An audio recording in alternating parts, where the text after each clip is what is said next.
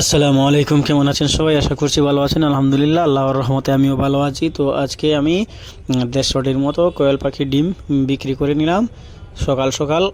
ওইগুলো আমি রেডি করতে গিয়েছিলাম, তখন ছোটো ভাই একজনকে বললাম যে আপনি একটু ভিডিও করেন, আমি ওইগুলা রেডি করে নিই। তো এখানে মোট 150টি আমি রেডি করে নিয়েছি এবং আরও 5টি কোয়েল পাখি দেওয়ার অর্ডার ছিল একজন ভাইকে, উনি খাওয়ার জন্য নেবেন আমাকে বলেছিলেন, আমি ওইগুলাও ঠিক করেছিলাম।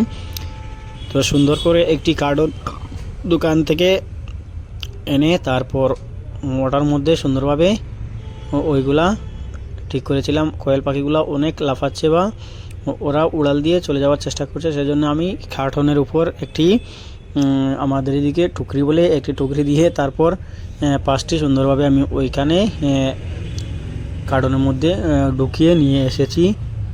আর আমি আপনাদেরকে বলেছিলাম যে বা আপনাদের সঙ্গে শেয়ার করেছিলাম আমার কোয়েল পাখি ডিম ইনকিউবেটার মেশিনের মধ্যে বসিয়েছি। ইনশাআল্লাহ ওইগুলো থেকে দু একদিনের মধ্যে আশা করছি আমি ওইগুলোর থেকে বাচ্চা ফুটে বের হবে। তো অবশ্যই আমি আপনাদের সঙ্গে শেয়ার করব। আমি আশা করছি এখান থেকে প্রায় আমি 120-30টার মতো বাচ্চা পাবো, যেহেতু আমি 160টির মতো ডিম বসিয়েছি।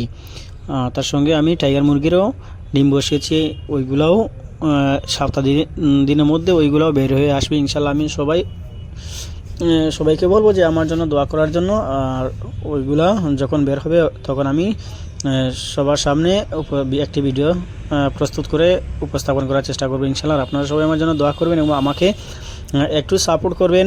আমি একটু বড় করে করার চেষ্টা করছি, জানি না কতটুকু সফল হব, তবে ইনশাল্লাহ দেখা যাক কী হয়।